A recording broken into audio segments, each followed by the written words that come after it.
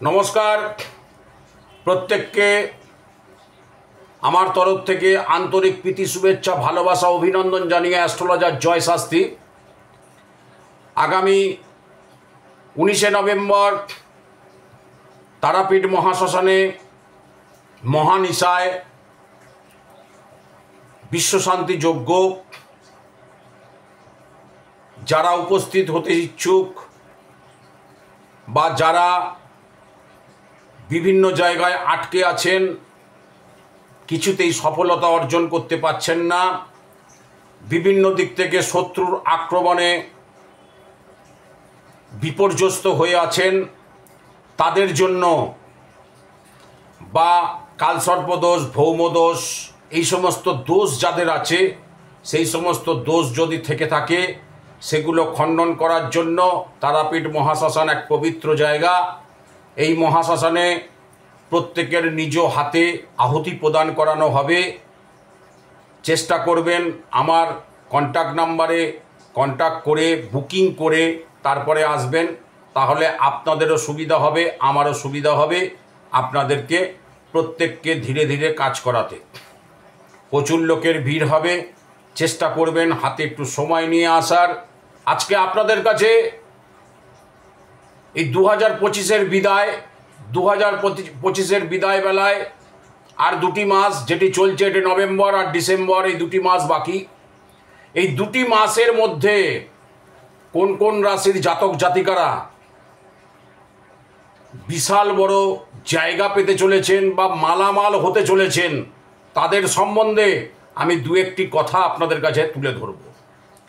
প্রথম কথা হচ্ছে যে এই 2025 সালে আর দুটি মাস নভেম্বর এবং ডিসেম্বর, এই নভেম্বর এবং ডিসেম্বরের মধ্যে কোন কোন রাশির জীবনে সুখ আসতে চলেছে এবং এই দুটি মাসের মধ্যে যারা প্রচুর পরিমাণে অর্থ উপার্জন, শুধু তাই নয়, এবং সম্পত্তি বাড়ি গাড়ি কেনার দিকে বা কোটিপতি হওয়ার সুযোগ রয়েছে যে সমস্ত রাশির, সেই সমস্ত রাশির সম্বন্ধে আপনাদেরকে বলবো। প্রথম রাশি হচ্ছে আমার হাতে রয়েছে মেষ রাশি। এই রাশির জাতক জাতিকারা এই দুটি মাস তাদের হচ্ছে সুখের সময়। পরিবার এবং বন্ধুদের সঙ্গে ভালোভাবে সময় কাটাতে পারবেন। জীবনের ছোট ছোট খুশির মুহূর্ত আসবে আপনাদের। পুরনো আটকে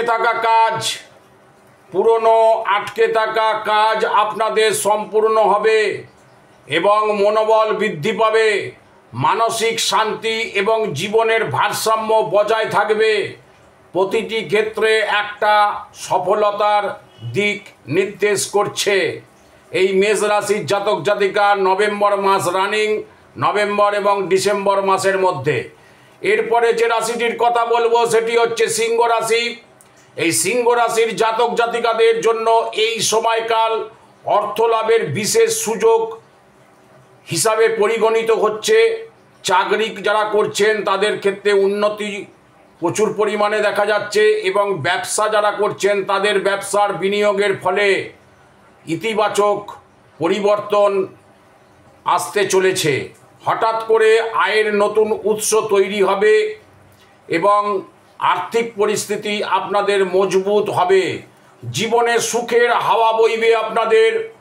এই সময় খরচের ওপর আপনারা নিয়ন্ত্রণ রাখবেন, নইলে লাভের পুরো সুযোগটা পাবেন না।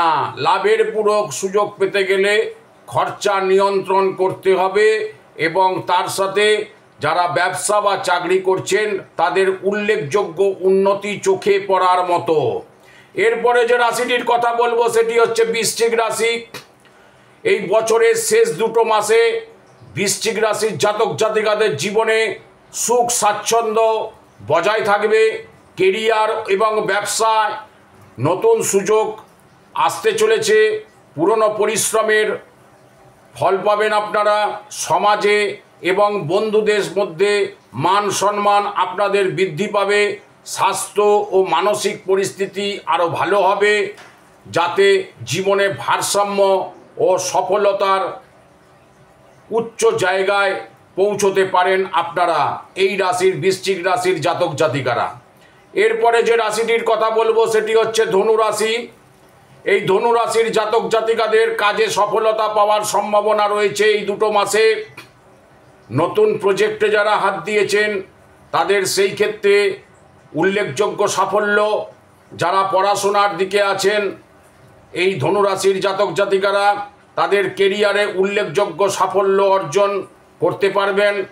আপনাদের সাহস এবং আত্মবিশ্বাস বৃদ্ধি পাবে, যার ফলে বড় বড় সিদ্ধান্ত নেওয়ার পক্ষে আপনাদের সুযোগ পাবেন। পরিবার ও সামাজিক জীবনে সুখ এবং স্বাচ্ছন্দ্য, তার সাথে সহযোগিতা পাবেন আপনারা। আজকের আমার অনুষ্ঠান এইটুকুই। আপনাদেরকে পরপর আমি অনুষ্ঠান দিয়ে যাচ্ছি, আপনারা অনুষ্ঠানগুলো দেখতে থাকুন। আমি যেগুলো ভালো মনে করছি সেইগুলো আপনাদের কাছে তুলে ধরছি এবং তাতে আমাদের 12টি রাশির মধ্যে প্রত্যেকটি রাশিরই কিছু কিছু ভালো সময় সেগুলো আমি তুলে দিচ্ছি। আপনারা এর পরবর্তী অনুষ্ঠানও আমার দেখতে থাকুন, আমি আরও ভালো জিনিস আপনাদের কাছে তুলে দেবো। প্রত্যেককে আমার তরফ থেকে আন্তরিক প্রীতি, শুভেচ্ছা, ভালোবাসা এবং অভিনন্দন জানিয়ে আজকের আমার অনুষ্ঠান এখানেই শেষ করলাম।